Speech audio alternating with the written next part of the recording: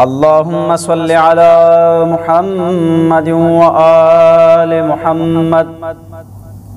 بسم الله الرحمن الرحيم. السلام على ولي الله وحبيبه،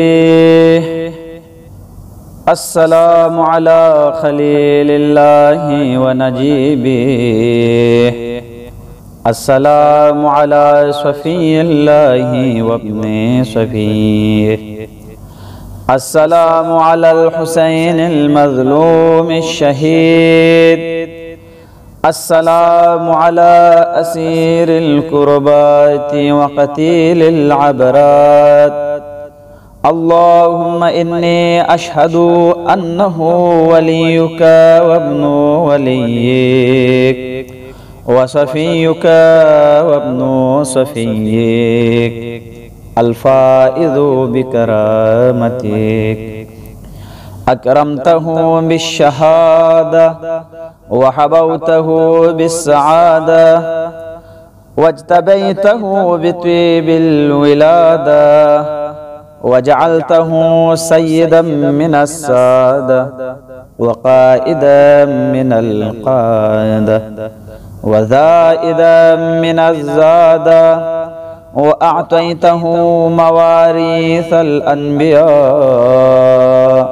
وجعلته حجة على خلقك من الأوصياء، فأعذر في الدعاء ومنح النصح وبذل مهجته فيك ليستنقذ عبادك من الجهالة وحيرة الضلالة، وقد توازر عليه من غرته الدنيا وباع حظه بالأرذل الأدنى، وشرى آخرته بالثمن الأوكاس، وتغطرس وتردى في هواه، وأسخطك وأسخط نبيك، وأطاع من عبادك أهل الشقاق والنفاق، وحملة الأوزار المستوجبين النار،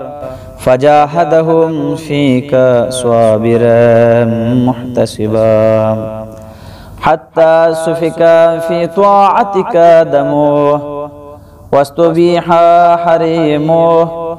اللهم فلعنهم لعنا وبيلا، وعذبهم عذابا أليما.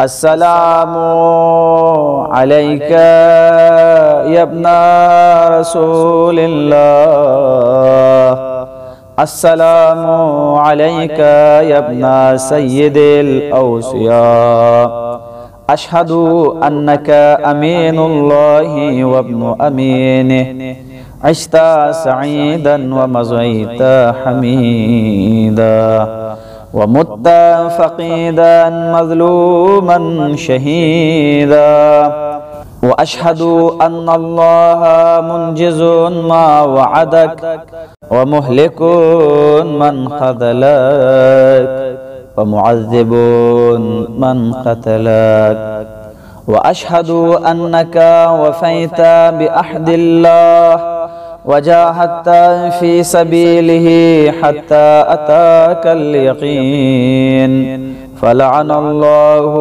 من قتلك، ولعن الله من ظلمك، ولعن الله أمة سمعت بذلك فرضيت به. اللهم إني أشهدك أني ولي لمن والاه وعدو لمن عاداه، بأبي أنت وأمي يا ابن رسول الله. أشهد أنك كنت نورا في الأسلاب الشامخة والأرحام المطهرة، لم تنجسك الجاهلية بأنجاسها، ولم تلبسك المدلهمات من ثيابها، وأشهد أنك من دعائم الدين وأركان المسلمين ومعقل المؤمنين. وأشهد أنك الإمام البر التقي الرزين الزكي الهادي المهدي. وأشهد أن الأئمة من ولدك كلمة التقوى وأعلام الهدى والعروة الوثقى والحجة على أهل الدنيا. وأشهد أني بكم مؤمن وبإيابكم موقن بشرائع ديني وخواتيم عملي.